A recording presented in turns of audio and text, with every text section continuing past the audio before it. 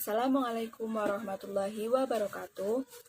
Kami dari kelompok 5 Matematika Geometri Pengukuran yang beranggotakan saya Ristiana Almujiza dan Anita Khayatunufus akan menjelaskan mengenai konsep bangun ruang dan sifat-sifatnya. Yang pertama, ada pengertian bangun ruang. Bangun ruang adalah bagian ruang yang dibatasi oleh himpunan titik-titik yang terdapat pada seluruh permukaan bangun tersebut. Selanjutnya, ada bangun ruang sisi datar. Bangun ruang sisi datar adalah bangun ruang yang memiliki sisi berbentuk datar atau bukan sisi lengkung. Bangun ruang sisi datar yang akan kita bahas adalah kubus, balok, prisma segitiga, dan limas. Yang pertama ada kubus. Kubus adalah bangun ruang yang semua sisinya berbentuk persegi dan semua rusuknya sama panjang. Kubus memiliki sifat-sifat seperti yang pertama, memiliki 6 sisi bidang berbentuk persegi yang saling kongruen. Yang kedua, memiliki 12 rusuk yang sama panjang. Yang ketiga, memiliki 8 titik sudut. Yang keempat, memiliki 12 diagonal bidang yang sama panjang. Yang kelima, memiliki diagonal ruang yang sama panjang dan berpotongan di satu titik. Yang keenam, memiliki 6 diagonal berbentuk persegi panjang yang saling kongruen. Yang kedua ada balok.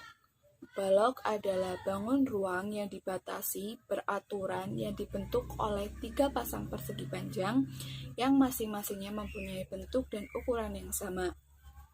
Sifat-sifat balok adalah yang pertama, memiliki 6 sisi bidang berbentuk persegi panjang yang setiap pasangnya kongruen. Yang kedua, memiliki 12 rusuk dengan kelompok rusuk yang sama panjang. Yang ketiga, memiliki 8 titik sudut. Yang keempat, memiliki 12 diagonal bidang. Yang kelima, memiliki 4 diagonal ruang yang sama panjang dan berpotongan satu titik. Yang keenam, memiliki 6 bidang diagonal yang berbentuk persegi panjang dan tiap pasangan kongruen. Yang ketiga adalah prisma. Prisma adalah bangun ruang yang mempunyai sepasang sisi kongruen dan sejajar, serta rusuk-rusuk tegaknya saling sejajar. Secara umum, sifat-sifat prisma sebagai berikut. A. Mempunyai bidang alas dan atap berupa segi N yang kongruen. B. Banyak sisi dari prisma segi N adalah 2 plus N. C. Setiap sisi bagian samping prisma berbentuk persegi panjang atau jajar genjang. D. Mempunyai titik sudut sebanyak 2N dengan N adalah banyak sisi pada sealas atau atap prisma. E.